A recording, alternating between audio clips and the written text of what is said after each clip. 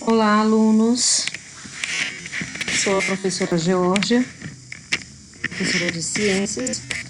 Vamos dar continuidade à aula sobre alimentos e nutrientes.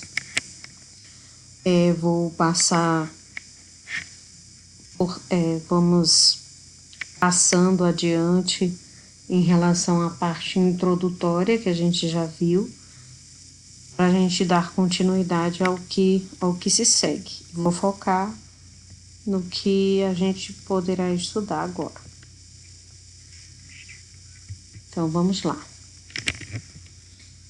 Essa parte sobre as necessidades alimentares a gente já vimos que essas necessidades alimentares, elas dependem de vários fatores, do estado de saúde, do clima, da atividade diária, do nível de esforço físico, da idade. Então, aqui são alguns fatores que determinam as necessidades alimentares. Por que a gente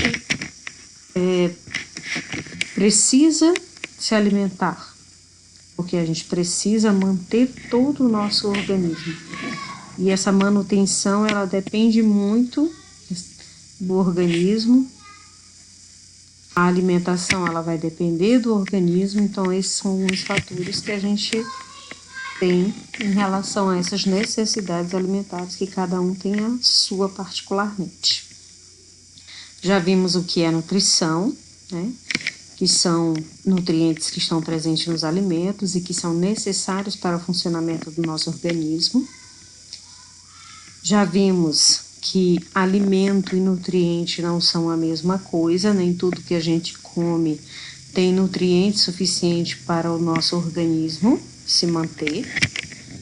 Vimos quais são as finalidades da alimentação, para que serve realmente para a alimentação? Somente para matar a fome, né? Nós já vimos sobre isso, claro que não é só para matar a fome, e sim por uma questão de manutenção da nossa saúde.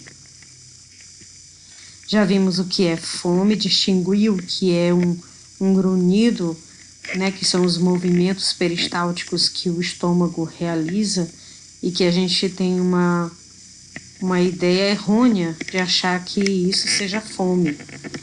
E fome nada mais é do que uma onda, né, que vem mais por um estímulo nervoso e ele passa logo, né?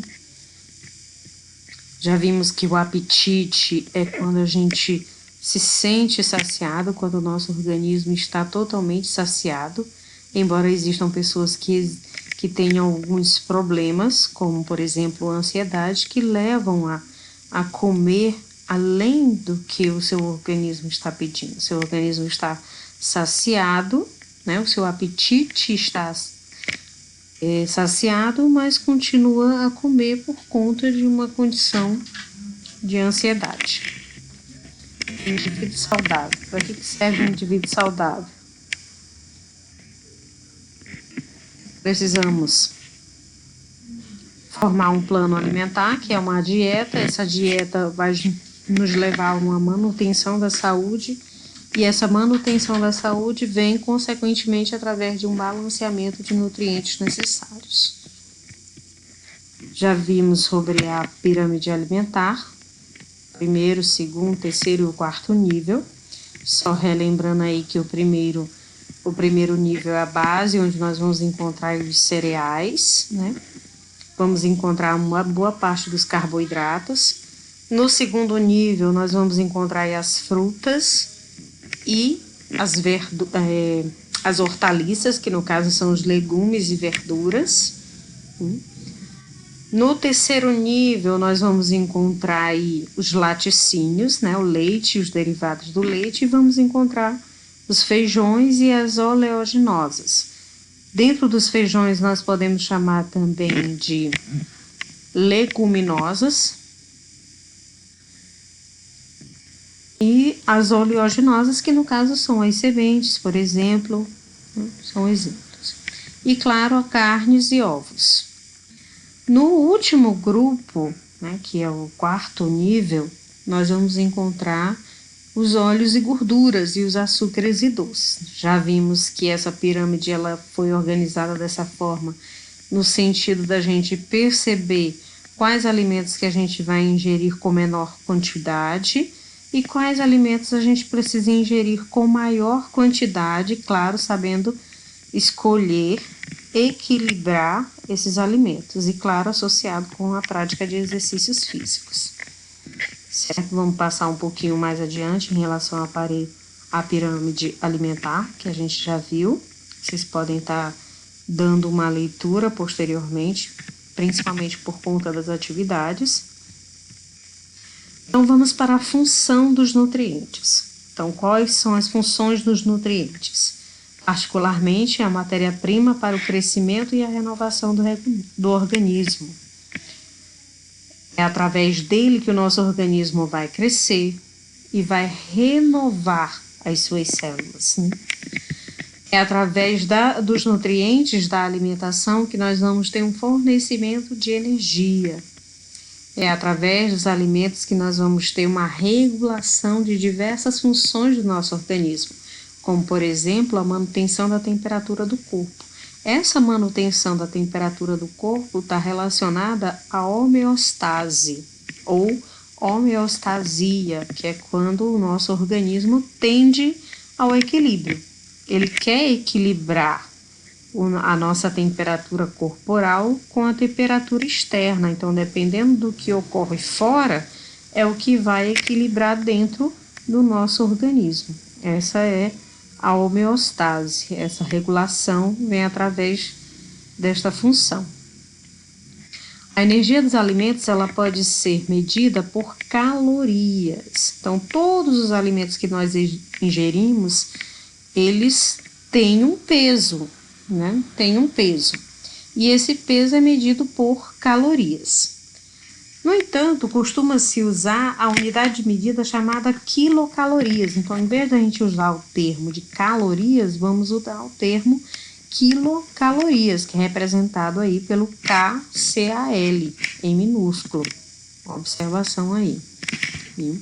Esse quilocaloria, né, é a unidade básica das calorias, assim como tem a massa, que as unidades básicas da massa nós temos aqui o quilograma, grama, miligrama, né? Então, na caloria, né, que é o peso de energia, peso energético dos alimentos, também tem uma medida, né? E essa medida, a gente faz isso através das quilocalorias, né? Quilocalorias, quilo vem de 1000, então uma caloria significa 1000 calorias, corresponde a 1000 calorias. Uma caloria corresponde a 1000 calorias, viu? 1 quilocaloria. Por exemplo, uma maçã média, né? Não é exatamente uma maçã pequena, nem uma maçã daquela grande, mas uma maçã média tem basicamente 70 quilocalorias. Então, vamos multiplicar, né, o 70 por 1000, para saber quantas calorias você vai ter nessa medida aqui de 70 quilocalorias. Certo. Então, os alimentos, eles contêm esses nutrientes que vão fornecer energia, então ele vai ter uma função energética. Eles são usados no crescimento, como a gente já viu, no reparo de tecidos, então ele vai ter uma função plástica. Ele vai ter uma função reguladora, que é através, lembra da homeostase, que eu falei anteriormente? Então, a homeostasia vem para regular o funcionamento do nosso organismo. Um exemplo desse regulamento vem através da temperatura. Então, é uma função reguladora. Então, os alimentos que nós ingerimos, não todos, né? Lembrando que alimentos é diferente de nutrientes. Então, os alimentos que contêm nutrientes, eles podem ter uma função energética, pode ter uma função plástica ou uma função reguladora. Então, de quantas calorias uma pessoa precisa por dia? Nós sabemos que uma dieta básica, ela deve ter pelo menos 2.000 calorias. Isso, claro, dependendo de cada organismo. Então, a gente não pode taxar 2.000 calorias para todo mundo, né? Cada indivíduo, ele tem uma quantidade de quilocalorias para ingerir diariamente. E isso vai depender de alguns fatores, como, por exemplo, o peso, a idade, o sexo, a quantidade de energia gasta por dia, por exemplo, vai depender da atividade que ele exerce diariamente, se ele costuma praticar atividades que hajam um esforço físico maior, então ele vai ter um gasto calórico maior, então significa que ele vai ter que consumir mais calorias diariamente, né? Então, dependendo desses fatores é que vai depender a quantidade de calorias que uma pessoa precisa por dia. Quanto maior for o tempo de duração de uma atividade, o esforço realizado, mais calorias são consumidas pelo organismo.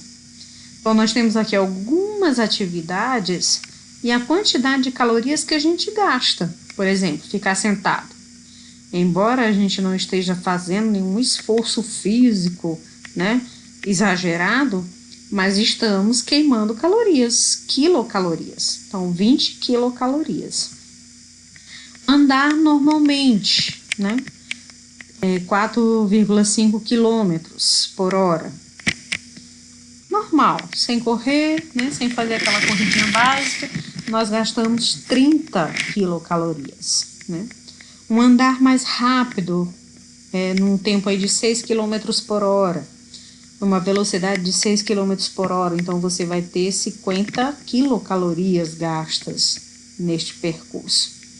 Nadar, 80 quilocalorias, jogar futebol, 90, pedalar, 80, correr, né, a 8,5 quilômetros por hora, você gasta 100 calorias, então quilocalorias, né? Então aqui nós temos mais ou menos um exemplo de quantas quilocalorias a gente queima diariamente nessas atividades, né? Cada alimento ele é formado por vários tipos de substâncias químicas, como, por exemplo, carboidratos, lipídios, proteínas, vitaminas, água, sais minerais, né? Então, todos esses nutrientes aqui, eles estão no alimento que você come. Claro que é aquele alimento que tem nutrientes. Não é um salgadinho, por exemplo, que não tem, de ter nutrientes, tem.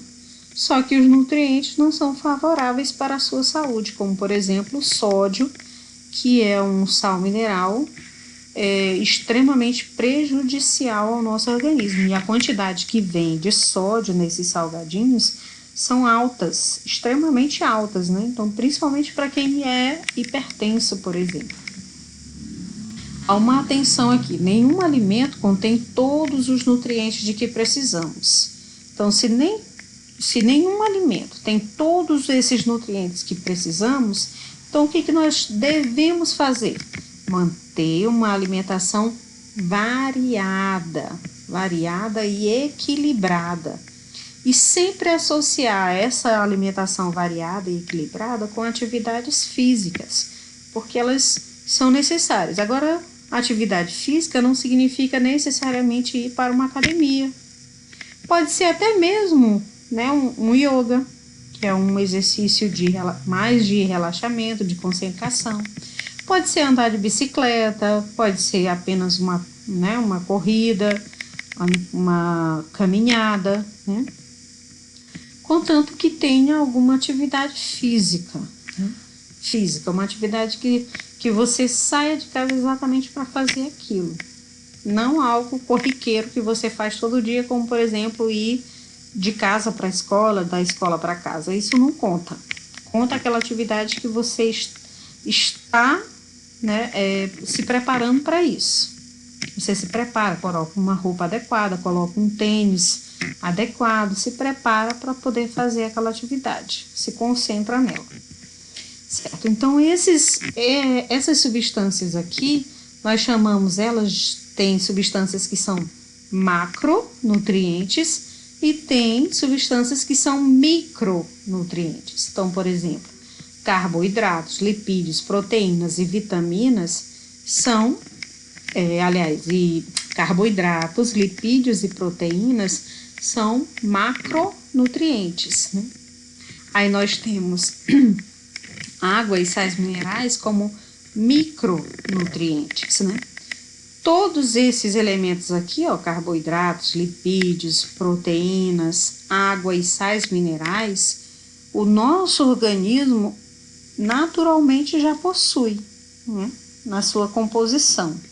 Somente as vitaminas que o nosso organismo não tem e que a gente obrigatoriamente precisa dos alimentos para poder tê-los, né? A gente não tem as vitaminas naturalmente produzidas naturalmente no nosso organismo. Precisamos adquiri-las através da alimentação. Certo. Esses tipos de macro, né, como eu acabei de citar para vocês, os macronutrientes, proteínas, carboidratos, lipídios e água. E tem os micronutrientes, como vitaminas e minerais, como confundi no slide anterior. Os alimentos, eles são constituídos por nutrientes que são utilizados pelo organismo para a manutenção da vida. Então, nós temos aqui um exemplo de uma tabela, onde você pode ver todos, não todos, né? Alguns alimentos e alguns nutrientes que esses alimentos podem ter e a sua quantidade, né?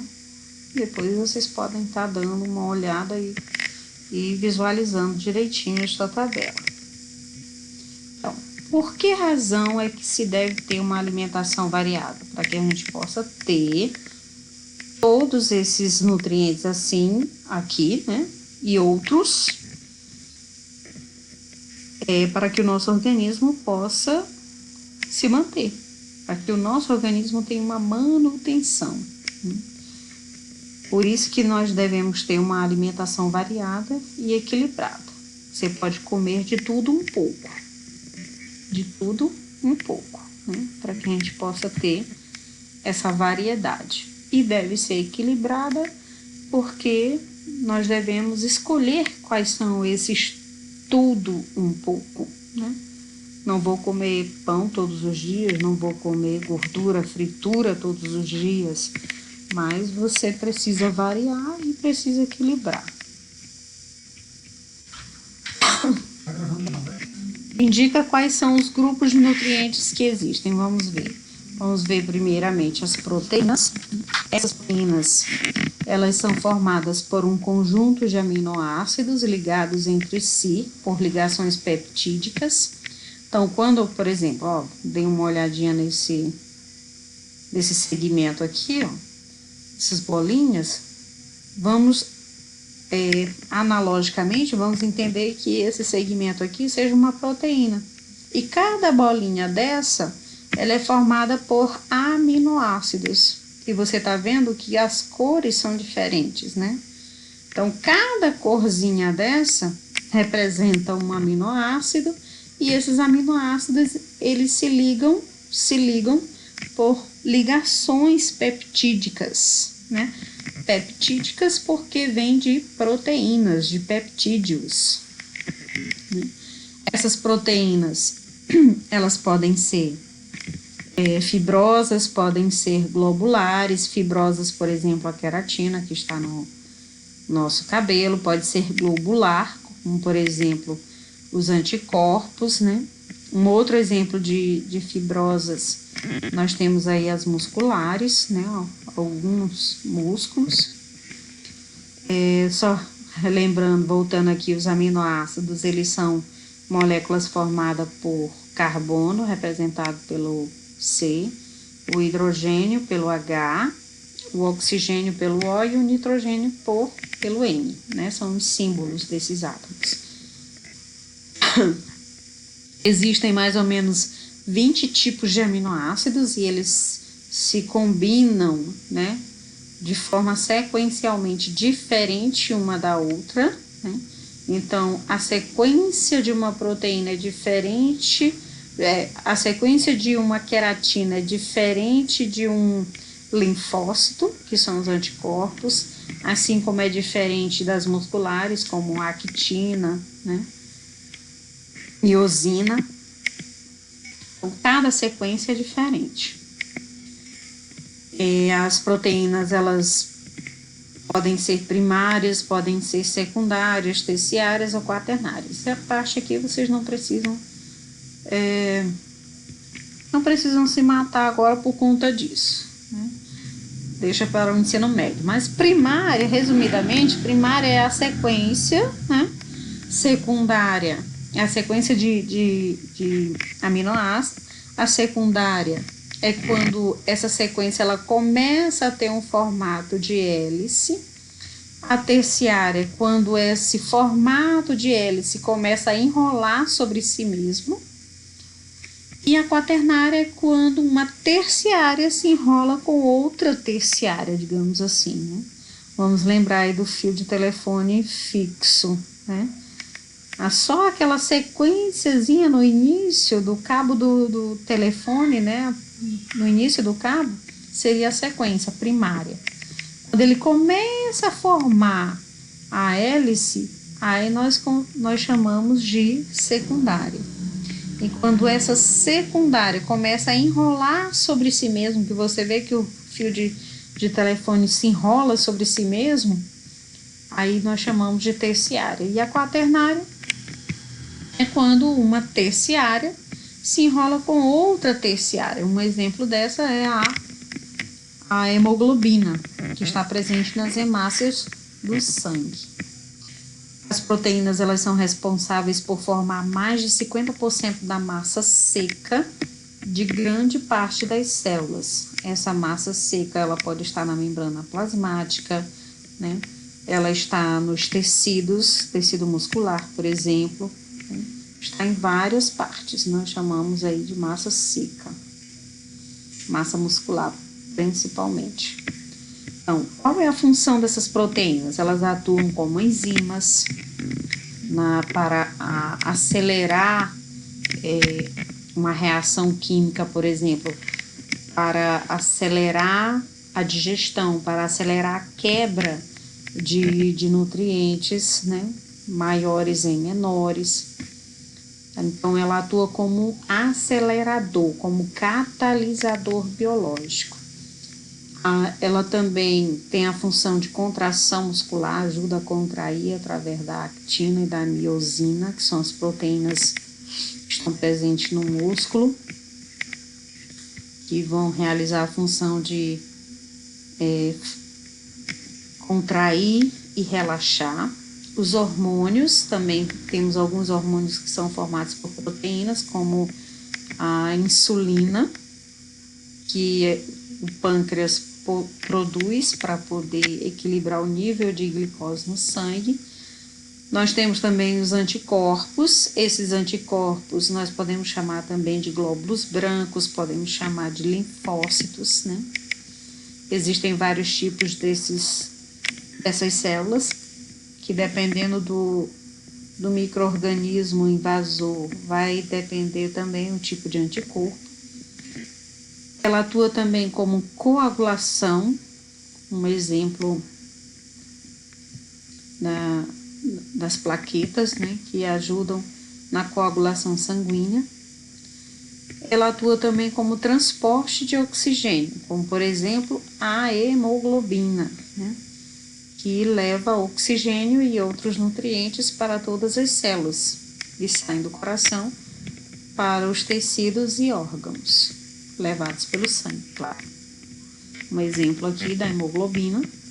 Aqui é um vaso sanguíneo, uma artéria, por exemplo. E essas bolinhas aqui que vocês estão vendo são as hemácias. E dentro dessas hemácias nós temos essa estrutura quaternária, que é uma hemoglobina, que é uma proteína do sangue que vai carrear as moléculas de oxigênio e outros tipos de nutrientes. Carregar. Ela vai carregar saindo do coração para os órgãos e tecidos. Os alimentos ricos em proteínas. Aí vocês podem ver aí proteínas, nós temos proteínas animal principalmente, e tem e temos proteínas vegetais. Claro que a maior quantidade está na de origem animal, mas nós temos também na vegetal, como por exemplo os cereais, as aveia, por exemplo. Aí temos aí o peixe, os ovos, carne, né? Carne bovina, carne suína, carne de frango, qualquer tipo de carne, independente de qual seja o tipo de animal. Ele vai ter proteínas para o nosso organismo. E claro, os seus derivados também. Tudo que esse animal produz, que nós nos alimentamos dele, né? Teremos também essa proteína. Então, por exemplo, os ovos que vêm da galinha, o leite que vem, né, do bovino, tudo que vier desses animais também terão proteínas essenciais para o nosso organismo. As proteínas, elas desempenham principalmente a função de construção ou plástica, né? São responsáveis pela formação e reparação dos tecidos. Então, quando um tecido for lesionado, essas proteínas, elas são responsáveis pela reparação desses tecidos, para a cicatrização dele, por exemplo. Entram na composição de muitas estruturas do corpo, como por exemplo a pele e os músculos, né?